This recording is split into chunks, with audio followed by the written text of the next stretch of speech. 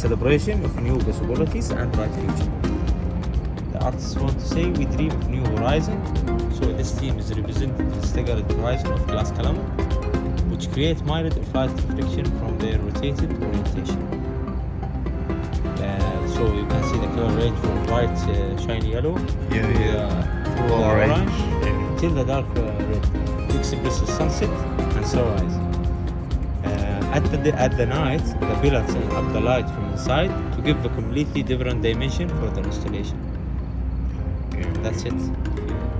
So what's the nationality of the artist from? She was Sabine was originally from New Zealand, studied industrial design at Victoria University of Wellington before moving to the Netherlands.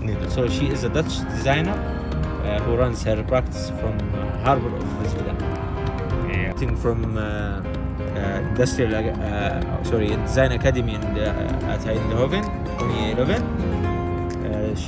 She began to work as an independent designer within the field of products, installations and spatial design with a strong focus on materials.